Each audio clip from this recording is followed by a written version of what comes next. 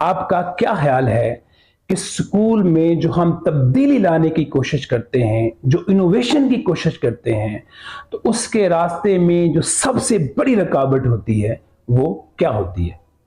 क्या होती है भला? क्या वसाइल की कमी? क्या अनट्रेन्ड टीचर्स? क्या प्रिंसिपल खुद?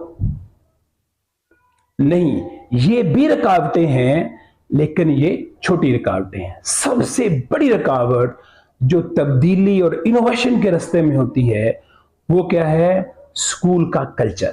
स्कूल का कल्चर वो दीवार है, वो नजर ना आने वाली दीवार और कुव्वत है कि जो भी तब्दीली, जो भी इनोवेशन इसके मुताबिक नहीं होती, ये दीवार उसके ऊपर गिर जाती है, ये कुव्वत उसको निगल लेती है, उस स्ट्रेटजी को नाकाम बना देती है। तो कल्चर क्या होता है? स्ट्रेटजीज का कब्रिस्तान। ये सारी स्ट्रेटजीज को क्या करता है? खा जाता है।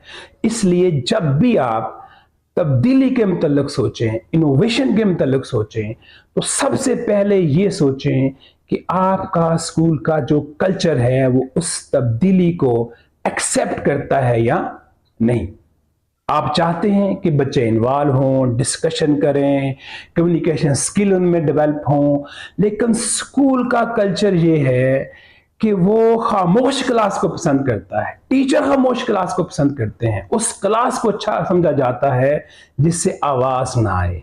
तो आपकी सारी ट्रेनिंग, आपकी सारी स्ट्रेटजी क्या हो जाएगी? फेल हो जाएगी। कोई ग्रुप वर्क नहीं होगा, कोई बच्चे डिस्कशन में इन्वॉल्व नहीं होंगे। आप चाहते हैं कि बच्चे क्रिएटिव बने, तहलीककार बने, लेकिन कल्चर ये है कि टीचर क्लास वर्क लिखवाता है, वही बच्चे होमवर्क करते हैं, उसी को रट्टा लगा के आके सुना देते हैं।